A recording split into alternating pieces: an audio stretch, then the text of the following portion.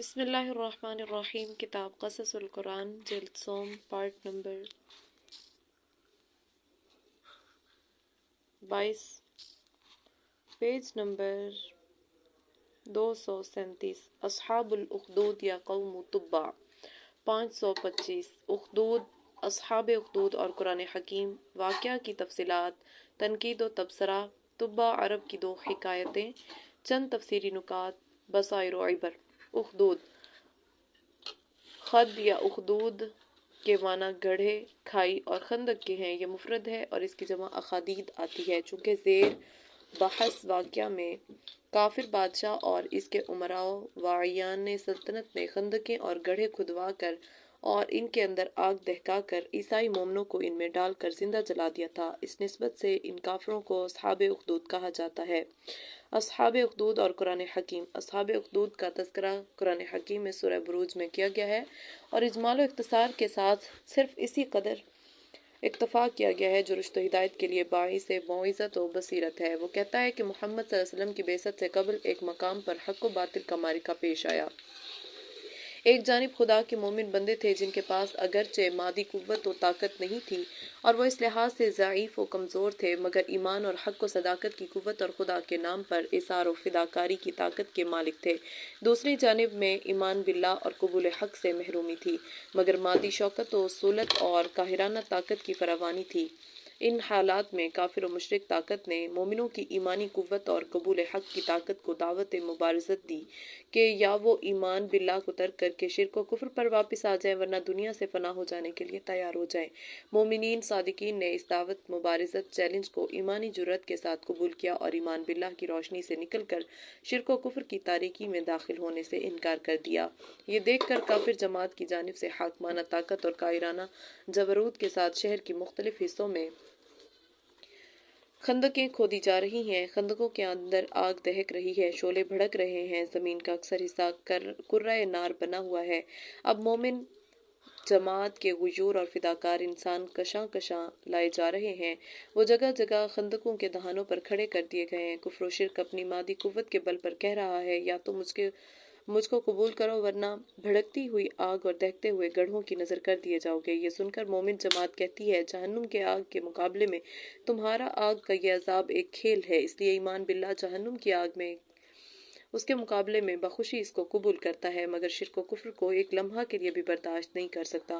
کفر و شرک کی طاقت یہ سن کر لاجواب ہو جاتی ہے، مگر غیظ و غضب میں آ کر فداکاران توحید کو زندہ نظر آتش کر دیتی ہے اور اس طرح حق کو فتح و کامرانی اور باطل کو شکست و ناکامی ہو جاتی ہے، کیونکہ جو دنیا والوں کی نظر میں خندقوں کے اندر دہکتی آگ میں جلا دیے گئے وہ جلے اور مرے نہیں، بلکہ زندہ جاوید بن کر ابدی جنت اور سرمدی بہشت سے نوازے گئے۔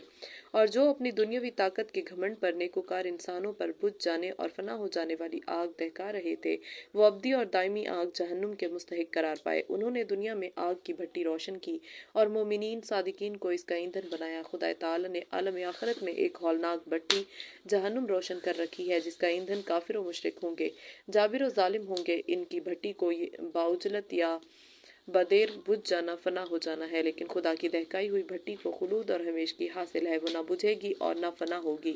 کفر و شرک نے دنیا کی طاقت پر گھمنڈ کیا، مگر اس کا نتیجہ عذاب الحریق اور عذاب جہنم ہے، اور ایمان باللہ نے خدا کی طاقت پر بھروسہ کیا تو اس کا نتیجہ الفوز الکبیر کی صورت میں ظاہر ہوا۔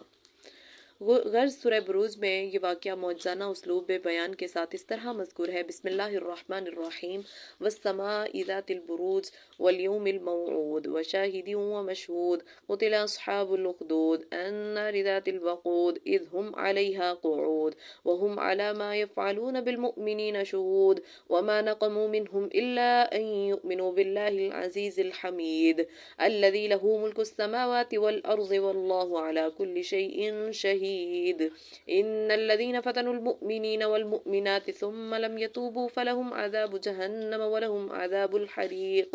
ان الذین آمنوا وعملوا الصالحات لهم جنات تجری من تحتها الانہار ذلك الفوز الکبیر۔ بروج 85، 1 تا 11۔ शुरू अल्लाह के नाम से जो बेहद मेहरबान निहायत रहम वाला है। कसम है आसमान की जिसमें बुर्ज है, और उस दिन की जिसका वादा है, और उस दिन की जो हाजिर होता है, और उस दिन की जिसके पास हाजिर होते हैं मारे गए घाड़ियां खोदने वाले। आग है बहुत ईंधन वाली जब वो उस पर बैठे, और जो कुछ वो करते थे मुसलमानों के साथ अपनी आंखों से देखते थे, और इनसे बदला नहीं लेते थे मगर सिर्फ इस बात का कि वो यकीन लाए अल्लाह पर जो ज़बरदस्त है, तारीफों का मुस्तहक है, जिसका राज है आसमानों में और ज़मीन में, और अल्लाह के सामने है हर चीज़। बेशक जो ईमान से बचलाए ईमान वाले मर्दों को और औरतों को फिर तौबा ना करे तो इनके लिए अजाब है दोज़ख का, और इनके लिए अजाब है आग में जलने का। बेशक जो लोग यकीन लाए अल्लाह पर और उन्होंने भलाइयाँ की, उनके लिए जन्नतें हैं जिनके नीचे ने बहती हैं नहरें। ये है बहुत बड़ी कामरानी। वाक़या की तफसीलात। मुफस्सिरीन ने इन आयात की तफसीर में मुतअद्दिद वाक़यात नकल किए हैं, मगर इनमें से दो ज़्यादा मशहूर हैं। एक का जिक्र इमाम अहमद ने मुस्नद में, इमाम मुस्लिम ने सही में, और निसाई और तिरमिज़ी ने सुनन में किया। वो ये कि हज़रत सुहैब रूमी फरमाते हैं कि नबी सल्लल्लाहु अलैहि वसल्लम ने इरशाद फरमाया, गुज़िश्ता ज़माना में एक बादशाह था, उसके दरबार में एक जादूगर था। जब वो बहुत बूढ़ा हो गया तो एक रोज़ उसने बादशाह से कहा, मैं अब बूढ़ा हो गया हूँ, मौत का वक्त करीब है, इसलिए मेरी ख्वाहिश है कि आप एक फ़हीम व ज़ेरक लड़का मेरे हवाले कर दें, ताकि मैं उसको अपना ये फ़न सहर सिखा कर अपनी ज़िंदगी ही में कामिल कर दूँ। चुनांचे बादशाह ने एक लड़के को उसके सुपुर्द कर दिया। उसने साहिर से सहर की तालीम शुरू कर दी। बादशाह के महल और साहिर के मकान के दरमियान एक राहिब की कटी थी। बासफ़ा 49। एक मर्तबा लड़का उस राहिब के पास चला गया और इसकी बातों और इसके तरीकों को देखकर बहुत मसरूर हुआ और उसके पास आने जाने लगा। यहाँ देर होने लगी तो साहिर और बादशाह मुकर्रर आमद रफ्त में दाखिल करने पर फरोख्ता हुए। लड़के ने राहिब से इसकी शिकायत की। राहिब ने कहा कि इस मामला के मख्फी रखने की सूरत ये है कि जब बादशाह बाज पुरस करे तो ये उज़र कर देना कि साहिर के यहाँ ताख़ीर हो गई, और जब साहिर नाराज़ हो तो कह देना कि बादशाह के पास ताख़ीर हो गई। गर्ज़ ये सिलसिला अरसा तक यूं ही जारी रहा कि एक मर्तबा लड़के ने देखा कि राह में बहुत हैबतनाक और अजीमुल बहसा अजीमुल जुस्सा पर दरिंदा लोगों की राह रोके हुए है। किसी को ये जुर्रत नहीं हुई कि वो उसके सामने से गुजर जाए। लड़के ने सोचा कि ये बेहतरीन वक्त है इस बात का कि मैं जांचा करूं आया साहिर का मजहब सच्चा है या राहिब का दीन। ये सोचकर उसने एक पत्थर उठाया और कहने लगा, खुदाया अगर तेरे नज़दीक साहिर के मुकाबले में राहिब का दीन सच्चा है तो मेरे इस पत्थर से तो इस जानवर को हलाक कर दे। ये कहकर उसने जानवर को पत्थर मारा। पत्थर का लगना था कि वहीं हलाक हो गया। लड़का चल दिया और राहिब से जाकर सारा माजरा कह सुनाया। राहिब ने कहा, साहिबजादे तुम मुझ पर फजीलत ले गए, मुझे डर है कि तुम आजमाइश में डाले जाओगे। देखो वो वक्त आए तो मेरा जिक्र ना करना। लोगों ने लड़के की इस जुर्रत को देखकर चर्चा किया और कहने लगे कि इसको अजीब व गरीब इल्म आता है। ये सुनकर उसके पास अंधे और जुज़ामी आने लगे और उन्होंने कहा कि अपने इल्म के जोर से हमको अच्छा कर। वो खुदा के फजल से अच्छा कर देता था। बादशाह का एक दरबारी मुसाहिब नाबीना हो गया था। उसने जो लड़के का चर्चा सुना तो तोहफे तहफ़ का बहुत बड़ा सामान लेकर उसके पास आया। तोहफे पेश करते हुए बेना कर देने की दरख्वास्त की। लड़के ने जवाब दिया, मैं कुछ नहीं हूँ और ना मुझ में ये ताकत है, बल्कि शाफी मुतलक तो खुदाए वाहिद है। बस अगर तो ईमान ले आए और उस वाहिद व यकता के सिवा किसी की परस्तिश ना करे तो मैं ज़रूर तेरी सिफारिश के लिए दुआ करूँगा। दरबारी ये सुनकर खुदाए वाहिद पर ईमान ले आया और मुसलमान हो गया। अल्लाह ताला ने उसको शिफा अता फरमाई और वो बीना हो गया। अगले दिन जब वो बादशाह के दरबार में हाजिर हुआ तो बादशाह ने नाबीना को बीना पाया। तब बादशाह ने सवाल किया कि अपने बीना होने की हकीकत बयान कर। उसने जवाब दिया, मेरे रब ने मुझको शिफा बख्श दी। बादशाह ने कहा, तेरा रब तो मैं हूँ, मैंने तुझको अच्छा कर दिया। दरबारी ने जवाब दिया, नहीं, तेरे मेरे और कुल जहां के परवरदिगार ने मुझको अच्छा कर दिया। बादशाह ने गुस्सा में आकर कहा, क्या मेरे सिवा भी कोई तेरा रब है? दरबारी ने कहा, जी हाँ, अल्लाह तेरा और मेरा दोनों का रब है। तब बादशाह ने उसको तरह तरह के अजाब में मुब्तला किया। आखिर उसने लड़के का माजरा कह सुनाया। बादशाह ने लड़के को बुलाया और उसे कहा, बेटा मुझे मालूम हुआ है कि तू सहर के जरिए से अंधों को बीना और मबरूस और जुजामी को शिफा देता है। लड़के ने कहा, मुझ में ये ताकत कहाँ, ये तो अल्लाह ताला की शिफा देने से शिफा याब होते हैं। बादशाह ने कहा, क्या मेरे अलावा भी तेरा कोई और रब है? लड़के ने कहा, वो खुदा जो वाहिद व यकता है, तेरा और मेरा दोनों का रब है। तब बादशाह ने उसको अजाब में मुब्तला करना शुरू कर दिया। आखिर उसने राहिब से मुतालिक तमाम वाक़या कह सुनाया। तब बादशाह ने राहिब को बुलाया और उसको मजबूर किया कि वो दीन हक से फिर जाए, मगर राहिब ने किसी तरह इसको कबूल नहीं किया। तब बादशाह ने उसके सर पर आरा चलवा दिया और इस तरह इसको शहीद कर डाला।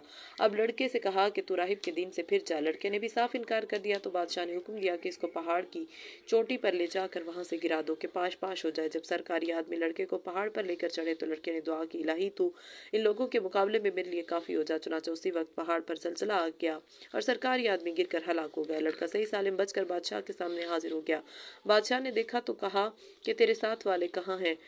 लड़के ने कहा, खुदा ने इनके मुकाबले में मेरी मदद की। तब बादशाह ने गजबनाक होकर हुक्म दिया कि इसको ले जाकर दरिया में ले जाकर गर्क कर।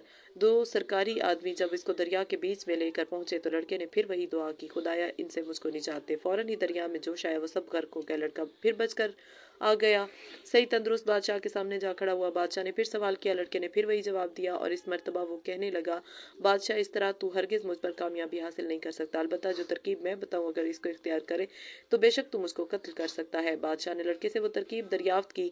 लड़के ने कहा, तो शहर की तमाम मखलूक को बुलंद कर जगह पर जमा कर, जब सब जमा हो जाएं तो उस वक्त मुझको दरख्त पर सूली देना और मेरे तुष्कर से तीर निकाल कर ये पढ़कर मेरे सीने पर मारना, बिस्मिल्लाहि रब्बिल गुलाम, अल्लाह के नाम पर जो इस लड़के का परवरदिगार है, तब मैं मर सकता हूँ। बादशाह ने लड़के के कौल पर अमल किया और जब तमाम शहर जमा हो गया तो लड़के को सूली पर लटका कर और लड़के की बताई हुई इबारत पढ़कर उसके तीर मारा और लड़का तीर खाकर जाँ बहक हो गया। मखलूक ने ये देखा तो सब ने एकदम बाआवाज बुलंद नारा लगाया, आमन्ना बिरब्बिल गुलाम, आमन्ना बिरब्बिल गुलाम, हम लड़के के परवरदिगार पर ईमान लाए। और सब मुसलमान हो गए। दरबारी कहने लगे, बादशाह जिस बात का तुझको खौफ था आखिर वही होकर रही और ये तमाम रियाया मुसलमान हो गए। बादशाह ये देखकर जामा से बाहर हो गया।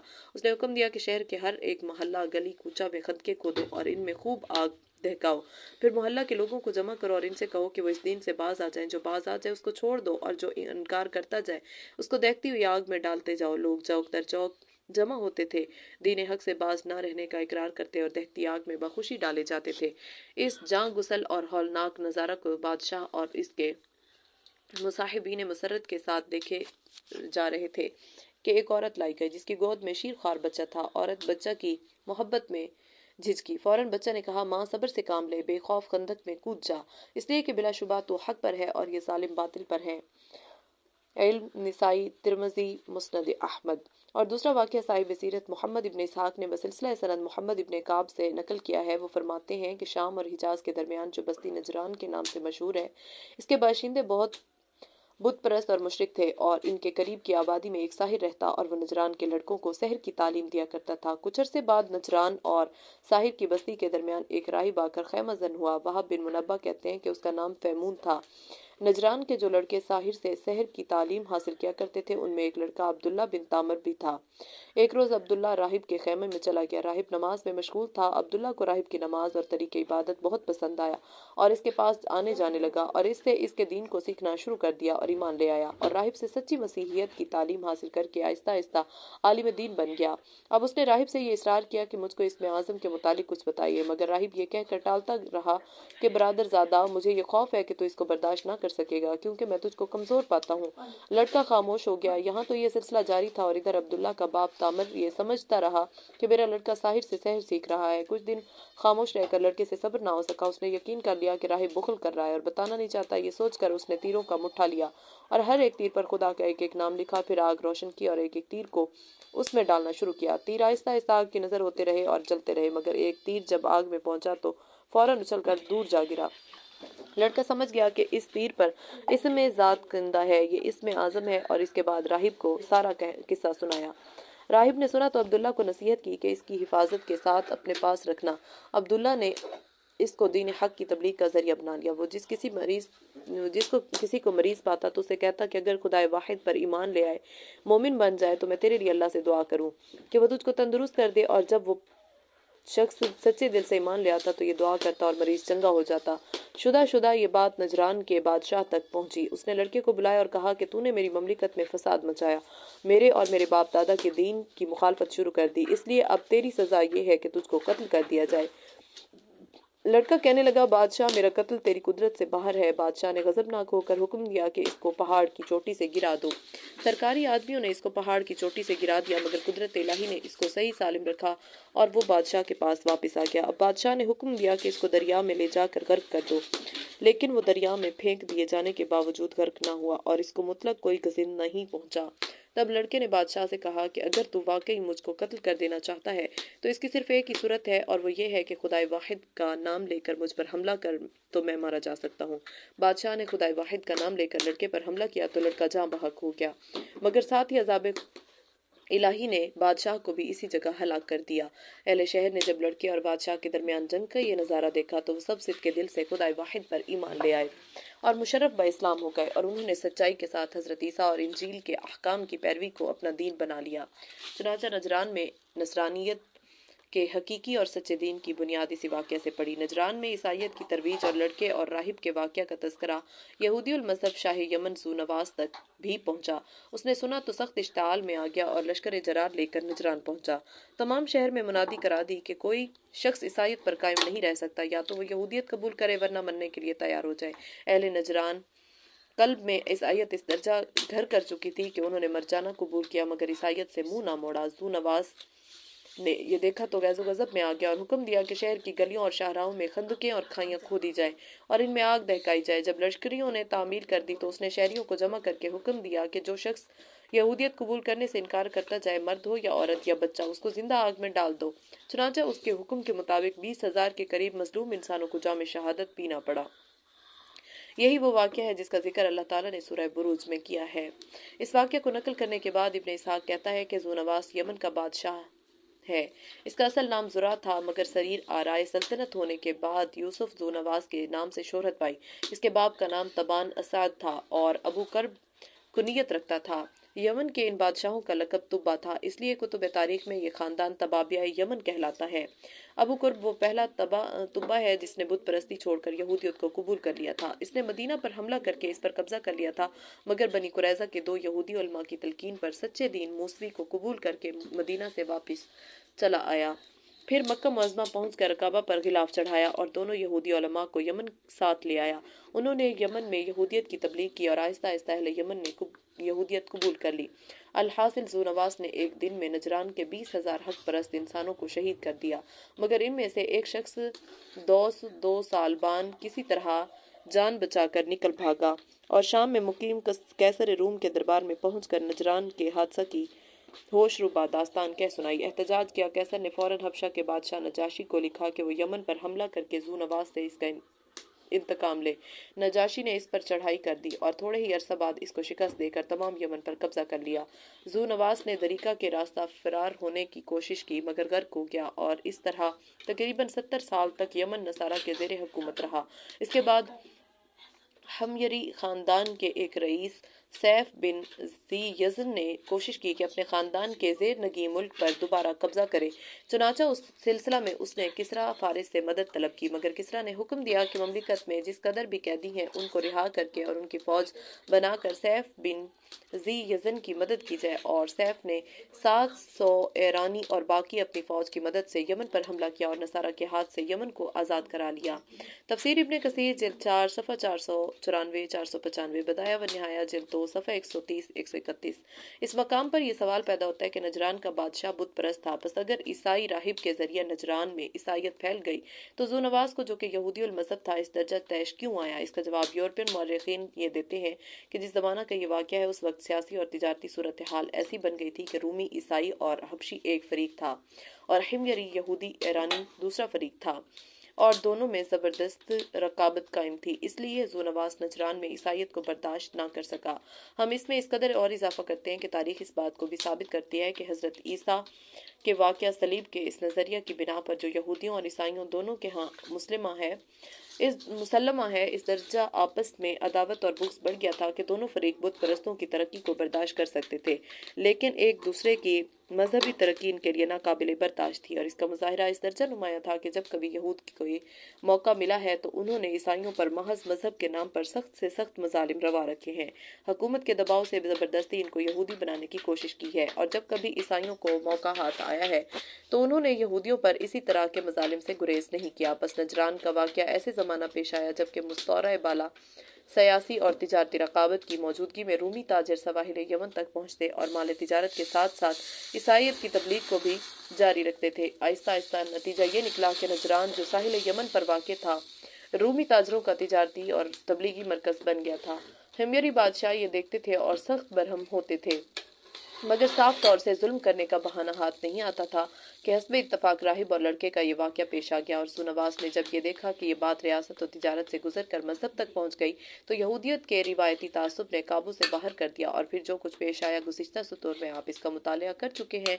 इन दो वाक़यात के अलावा मशहूर मुहद्दिस इब्न अबी हातिम ने नकल किया है कि हज़रत अनस के साहबजादा रुबई फरमाते हैं कि असहाब उखदूद के मुतालिक हमने सुना है कि फितरत के ज़माना मोहम्मद और ईसा के दरमियान ज़माना में खुदा ताला के नेक बंदों की एक जमात ने जब ये देखा कि ज़माना बहुत ही ख़राब हो चला है और फितनों और शरारतों का जोर बढ़ता जा रहा है और दीन हक गरोह बंदियों की नज़र होकर हर शख्स की ज़ाती राय के ताबे बन गया है, तो उन्होंने बाहम मशवरा करके आम आबादियों से बहुत दूर एक छोटी सी बस्ती आबाद कर ली और इसमें सच्ची ईसाइयत के मुताबिक इबादत और सदाकत की ज़िंदगी बसर करने लगे। मगर इनका ये मामला पोशीदा ना रह सका और शुदा शुदा इस ज़माना के बुत परस्त बादशाह तक पहुँच गए।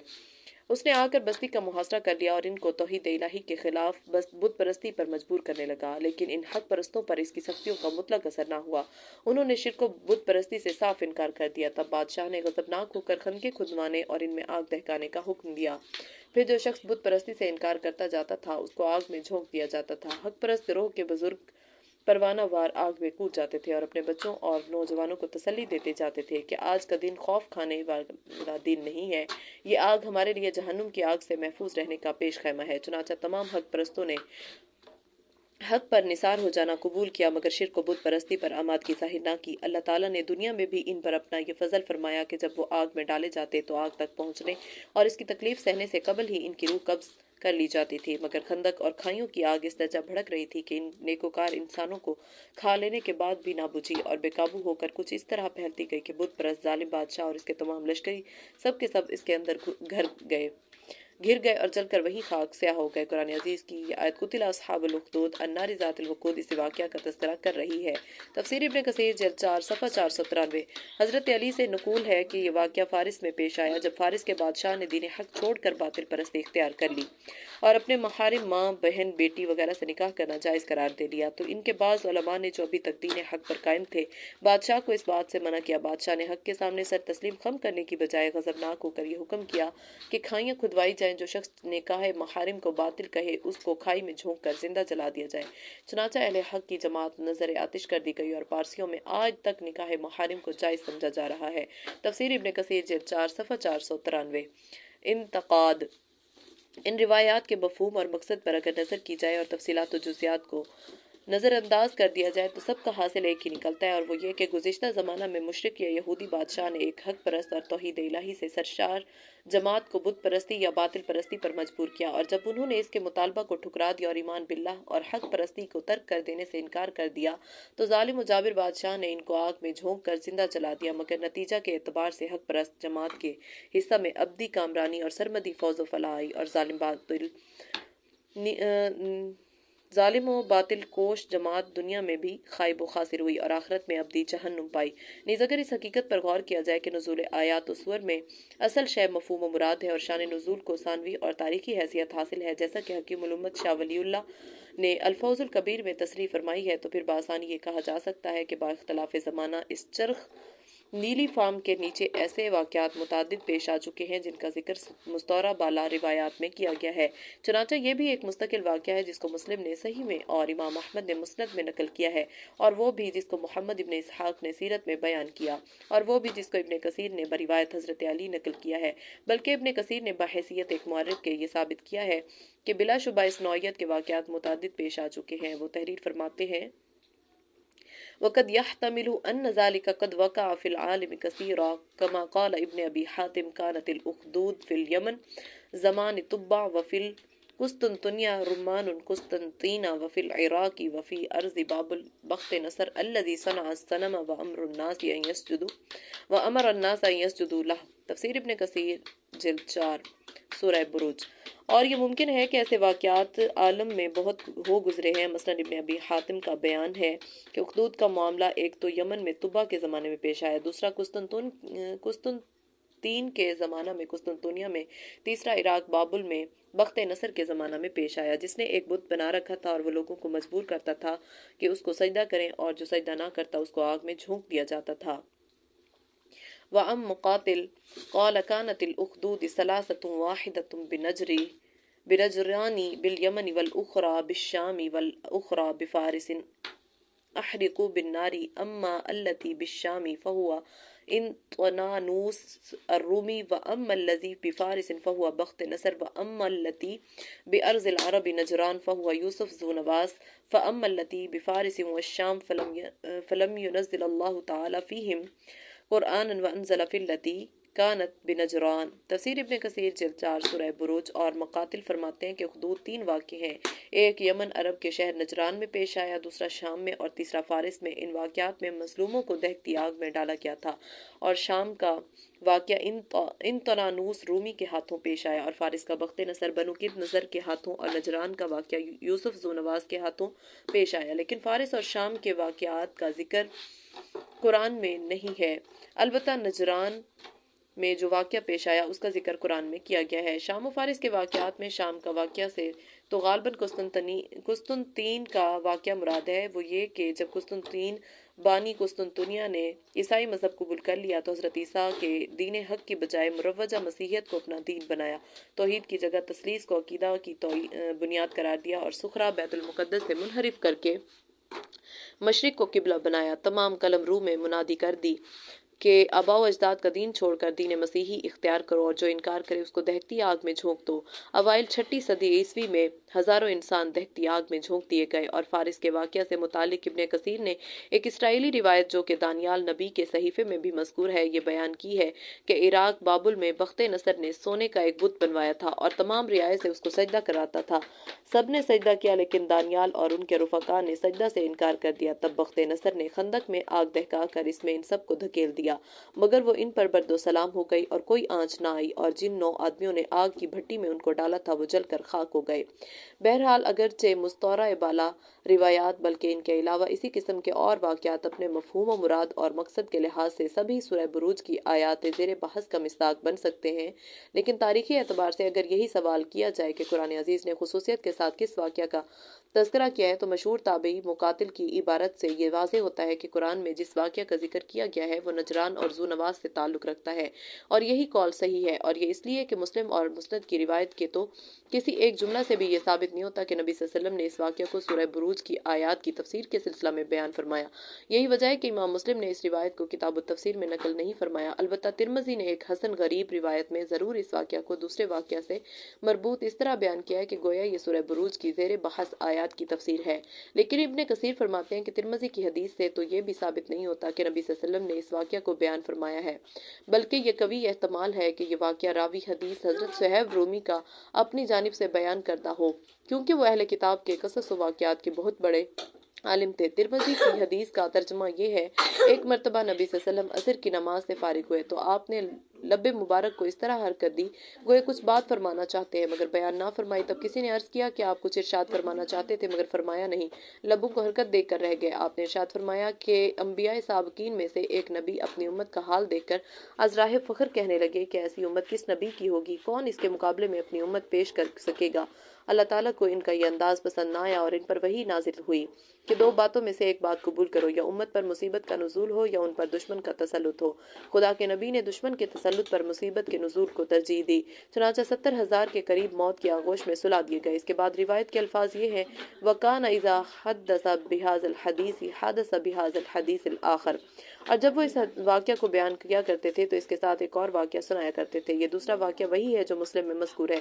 اس روایت کو نقل کرنے کے بعد ابن کثیر فرماتے ہیں: وَهَذَا السِّيَاقُ لَيْسَ فِيهِ صَرَاحَةٌ ان سیاقم هذه القصة من كلام النبي قال شيخنا الحافظ ابو الحجاج المزي فيحتمل ان يكون من كلام صہیب رومی فانه كان عنده من اخبار النصارى۔ تفسیر ابن کثیر جلد 4 صفحہ 494۔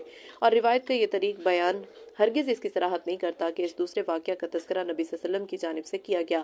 ہمارے استاد ابو الحجاج مزئی فرماتے ہیں اس بیان میں یہ احتمال ہے کہ یہ واقعہ صہیب رومی کی جانب سے ہو، اس لیے کہ وہ نصارہ کے قصص و واقعات کے عالم تھے، اور حضرت علی سے اصحاب اخدود کے متعلق کتب تفسیر اور سیر میں 3 روایات مذکور ہیں۔ ایک روایت اوپر بیان ہو چکی، دوسری روایت میں ہے کہ یہ واقعہ یمن میں پیش آیا ہے، اور تیسری روایت میں ہے کہ یہ حبشہ کا واقعہ ہے، مگر ان تینوں روایات میں سے کسی ایک روایت کے متعلق بھی ان سے یہ بصراحت مذکور نہیں کہ وہ ان میں سے کسی واقعہ کو تاریخی حیثیت سے ان آیات کی تفسیر سمجھتے ہیں، بس جبکہ مسلم کی روایت اس سلسلہ میں خاموش ہے اور ترمذی کی روایت سے بھی اس کے متعلق کوئی بات ثابت نہیں ہے، اور حضرت علی کی روایات بطور توسط اور مفہوم و مقصد کے پیش نظر تو آیات کا مصداق بنتی ہے، لیکن تاریخی حیثیت سے شان نزول پر دلالت نہیں کرتی، تو اس صورت حالات میں مقاتل کی صراحت اپنے اندر قوت رجحان رکھتی ہے۔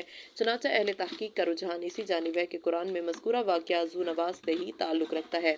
ابن کثیر فرماتے ہیں، اور ابن اسحاق نے جو واقعہ نقل کیا ہے اس کا اقتضا یہ ہے کہ یہ واقعہ حضرت عیسیٰ کے اور محمد صلی اللہ علیہ وسلم کے درمیان زمانہ فترت کا ہے، اور یہی قرین قیاس ہے، اور اصحاب اخدود کے واقعہ میں گزر چکا ہے کہ ذو نواس ہی وہ بادشاہ تھا جس نے تقریباً 20,000 سچے عیسائیوں کو خندقوں میں ڈال کر مار ڈالا تھا۔ یہ بادشاہ مشرک تھا اور شاہان حمیر سے آخری بادشاہ تھا، اور شاہ عبد القادر کا رجحان بھی اسی جانب ہے، لیکن یہ دونوں بزرگوں ذو نواس کو مشرک کہتے ہیں، مگر تاریخی سند سے ثابت ہو چکا ہے کہ ذو نواس اپنے باپ کے دین یہودیت ہی پر قائم تھا۔ علاوہ ازیں قیاس بھی یہ چاہتا ہے کہ قرآن میں مذکورہ واقعہ نجران اور ذو نواس سے ہی تعلق رکھتا ہے، اس لیے کہ اس سلسلہ میں بیان کردہ واقعات میں سے یہ واقعہ زمانہ کے لحاظ سے بھی زیادہ قریب ہے اور ملکی اعتبار سے بھی خود عرب کے اندر کا واقعہ ہے، اس لیے نزول قرآن کے وقت اہل عرب اس واقعہ سے ضرور آگاہ ہوں گے، لہٰذا حق و باطل کے مختلف معرکوں میں سے موعظت و عبرت کے لیے قرآن نے اس واقعہ کو بیان کر دیا، اور اس کے علاوہ دوسرے واقعات یا تو بہت ہی قدیم زمانے سے تعلق رکھتے ہیں اور یا عرب کے باہر دوسرے ملکوں سے علاقہ رکھتے ہیں، اس لیے وہ اس کے مقابلے میں قابل ترجیح نہیں ہو سکتے۔